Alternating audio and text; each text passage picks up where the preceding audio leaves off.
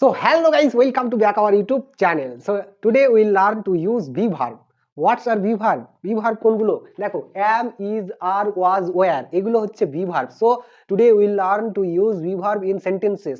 তাহলে আজকে আমরা বাক্যে be verb ব্যবহার করা শিখবো। দেখো এবার প্রথমে স্ট্রাকচারটা আমাদের জানা প্রয়োজন আছে। ওকে, সো দেখো যে সাবজেক্ট কাকে বলে, বাক্যে যে কাজ করে যার সম্বন্ধে কিছু বলা হয় সেটাই হয় সাবজেক্টের পরে বি ভার্ব তো জানি যে অ্যাম, ইজ, আর, ওয়াজ, ওয়্যার এগুলো হচ্ছে বি ভার্বের পরে আমরা ইউজ করতে শিখবো ভেরি ভেরি ইম্পর্টেন্ট স্ট্রাকচার, খুবই গুরুত্বপূর্ণ স্ট্রাকচার, অ্যাডজেক্টিভ অথবা অ্যাডভার্ব অথবা এনপি, যেটা হচ্ছে নাউন কিংবা প্রোনাউন। এন দিয়ে নাউন, পি দিয়ে হচ্ছে প্রোনাউন। ওকে, সো আমরা কিছু বাক্য নিয়েছি, so will translate the sentences from Bengali into English. তাহলে বাক্যগুলোকে এবার আমরা কি করব, বাংলা থেকে ইংরেজিতে অনুবাদ করব বাই দ্য স্ট্রাকচারটা দ্বারা। সর্বপ্রথম আমরা ইউজ করব অ্যাডজেক্টিভ কাকে বলে? অ্যাডজেক্টিভ হচ্ছে যেটা হচ্ছে কোনো নাউন প্রোনাউনের দোষ, গুণ, অবস্থা, সংখ্যা, পরিমাপ ইত্যাদি বর্ণনা করে, সেগুলিকে আমরা অ্যাডজেক্টিভ বলি, তাই না? তাহলে দেখো সাবজেক্ট ইউজ করতে হবে। সাবজেক্ট অ্যাসার্টিভ সেন্টেন্সে সাবজেক্ট কোথায় বসে? অ্যাসার্টিভ সেন্টেন্সে সাবজেক্ট সর্বপ্রথম সব থেকে শুরুতে বসে।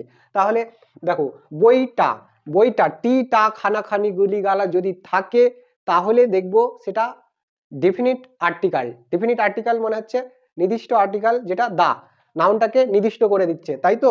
তাহলে দেখো তাহলে কি হবে এখানে বইটা, তাহলে দা বুক বইটা, দা বুক। এবার যেহেতু বুক থার্ড পারসন সিঙ্গুলার এবং কি বলেছি বইটা, তাহলে এখানে ইজ বসবে। তাহলে দা বুক ইজ, অ্যাডজেক্টিভটা হচ্ছে সবুজ, গ্রিন, GREEN। তাহলে দেখো যে দা বুক ইজ গ্রিন, বইটা সবুজ। এবার হচ্ছে টেবিলটা ভারীর ইংলিশ কি? হেভি। তাহলে কোনটা? টেবিলটা, তাহলে দা TABLE, দা টেবল, যেহেতু third person singular, the table is ভারী, হেভি, HEAVY, হেভি মানে হচ্ছে ভারী। তাহলে দেখো যে দা টেবল ইজ হেভি, টেবিলটা ভারী।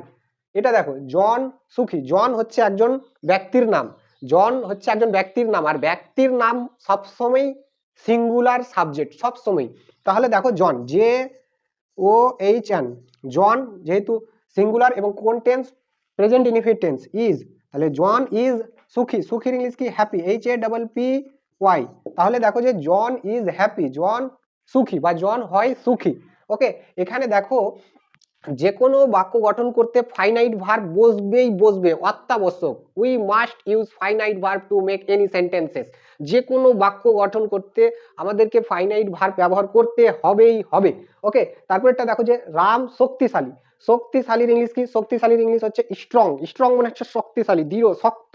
ওকে, তাহলে কে? এটা হচ্ছে একটি ব্যক্তির নাম, তাহলে কে? রাম। তাহলে রাম এবং ইজ হয়, এখানে হয় কথাটা যদিও উল্লেখ না থাকে তবুও আমাদেরকে ভার্ব ইউজ করতে হবে, এবং এটা দেখে বুঝছি যে এটা হচ্ছে প্রেজেন্ট ইনডিফিনিট টেন্স। তাহলে প্রেজেন্ট ইনডিফিনিট টেন্সে কর্তা নিজে হয় বা কর্তা নিজে আছে বোঝাতে আমরা ইউজ করি বি ভার্বের প্রেজেন্টের ক্ষেত্রে অ্যাম, ইজ, আর, পাস্টের ক্ষেত্রে ওয়াজ, ওয়্যার। তাহলে দেখো যে এটা হচ্ছে প্রেজেন্ট ইনডিফিনিট, তাই এখানে ইজ বসেছে। তাহলে রাম হয় শক্তিশালী, স্ট্রং, STRONG, স্ট্রং। তাহলে দেখো যে রাম ইজ স্ট্রং, রাম হয় শক্তিশালী, হয়টা আমরা নাও উচ্চারণ করতে পারি। তাহলে রাম ইজ স্ট্রং, রাম শক্তিশালী। ওকে, অ্যাডজেক্টিভ হলো। এবার হচ্ছে অ্যাডভার্ব কাকে বলে? অ্যাডভার্ব হচ্ছে টাইম, সময়কেও বোঝায়, প্লেস, স্থানকেও বোঝায়, তাই না? Adverb of time, adverb of place, সময় স্থানকে বোঝায়। টাইম কখন, কোথায়, কিভাবে, অ্যান্ড হাউ কিভাবে, এই তিনটি প্রশ্নের জবাব দেয় অ্যাডভার্ব। কখন, কোথায়, কিভাবে, এইগুলো মানে উত্তর যদি পাই যে কখন, কোথায়, কিভাবে এরকম কোনো প্রশ্ন পাই তাহলে সেগুলো হয় অ্যাডভার্ব শব্দ। ওকে, তাহলে দেখো এবার হচ্ছে সাবজেক্ট, ভার্ব, তারপরে অ্যাডভার্ব। চলো এবার আমরা কিছু এক্সাম্পল নিই বাংলাতে, তারপরে সেগুলোকে বাংলা থেকে ইংরেজিতে অনুবাদ করব। Yes, let's go. তো দেখো এবার এখানে তিনটি বাক্য নিয়েছি। দেখো আমি রুমে আছি, সে ক্লাসে আছে, তারা মালদা থেকে। এখানে দেখো কোথায় এর জবাব চেয়েছে, সে ক্লাসে আছে, সে কোথায় আবার জবাব চেয়েছে, সে মালদা থেকে, কোথা থেকে আবার ওয়্যার এর প্রশ্ন রয়েছে, তাই না? তাহলে কখন, কোথায়, কিভাবে এই প্রশ্নগুলোর জবাব চাইতে আমরা অ্যাডভার্ব শব্দ ইউজ করি। তাহলে দেখো যে আমি সর্বপ্রথম সাবজেক্ট ইউজ করব, আমি, আই। তাহলে আই এবার এখানে কর্তা নিজে আছে বা আছি, কর্তা নিজে হয় সেক্ষেত্রে বি ভার্ব বসে, তাহলে রুমে আছি তাহলে এখানে অ্যাম বসবে, আছি রয়েছে তাই আই অ্যাম, আয়ের ক্ষেত্রে সবসময় অ্যামই বসে, তাহলে আই অ্যাম কোথায় আছি, রুমে আছি, তাহলে I am in the room, I am in the room as you can see, যেমন দেখতে পাচ্ছ I am in the room, আমি রুমে আছি। তারপরে নেক্সট বাক্য হচ্ছে সে ক্লাসে আছে, তাহলে প্রথমেই আমি সে ইউজ করি সি, আছে ইজ, যেহেতু she third person singular that's why আমাদেরকে কর্তা নিজে আছে ইজ ইউজ করতে হবে, তাহলে সি ইজ, সে আছে কোথায়, ক্লাসে, in class, she is in class, সে ক্লাসে আছে। তারপরেরটা দেখো যে তারা মালদা থেকে, প্রথমে তারা এটাকে আমরা সাবজেক্ট হিসেবে ইউজ করি, তারা দে, তাহলে দে, এবং যেহেতু দে তারা মালদা থেকে, তার মানে কি তারা হয় মালদা থেকে, তাহলে হয়ের কারণে কর্তা নিজে, তারা হয়, তাহলে দে হচ্ছে থার্ড পারসন কিন্তু প্লুরাল, একের অধিক, তাই এখানে আর ইউজ করতে হবে, তাহলে দে আর তারা হয় মালদা থেকে, এই যে থেকে এর কারণে আমাদেরকে কি ইউজ করতে হবে, থেকের অর্থটা কি, ইংরেজি অর্থ ফ্রম, তাহলে from F R O M, তাহলে দে আর ফ্রম মালদা, এবং মালদা হচ্ছে একটি নাউন, MALDA, তাহলে দেখো যে দে আর ফ্রম মালদা, তারা হয় মালদা থেকে, অথবা দে আর ফ্রম মালদা, তারা মালদা থেকে। ওকে, এবার অ্যাডভার্ব হলো, এবার হচ্ছে এনপি, প্রথমে আমরা নাউনটা দেখি, প্রথমে নাউন, তারপরে আমরা দেখব পি মানে প্রোনাউন। ওকে, তো let's go to take some examples and translate the sentences from Bengali into English. Okay, so let's see, চলো দেখি। মেরি হয় একজন ছাত্র, তো সর্বপ্রথম আমরা নাউনটা সাবজেক্ট হিসেবে ব্যবহার করি, যে সাবজেক্ট বাক্যের শুরুতেই বসে, তো এখানে সাবজেক্ট হচ্ছে মেরি, নাউন মেরি, তাহলে মেরি হয় এর কারণে ইজ, মেরি হয় একজন ছাত্র, তাহলে স্টুডেন্ট, ডিএনটি, তাহলে Mary is a student, Mary হয় একজন ছাত্র। এবার সে হয় একজন শিক্ষক, তাহলে সে হয় একজন শিক্ষক, এখানে আমি ইউজ করি সি, তাহলে সি মানে সে হয় মানে ইজ, সি ইজ, সে হয় কি হয় একজন শিক্ষক, তাহলে এ মানে একজন, টিচার TEACHER, তাহলে দেখো যে সি ইজ এ টিচার, সে হয় একজন শিক্ষক।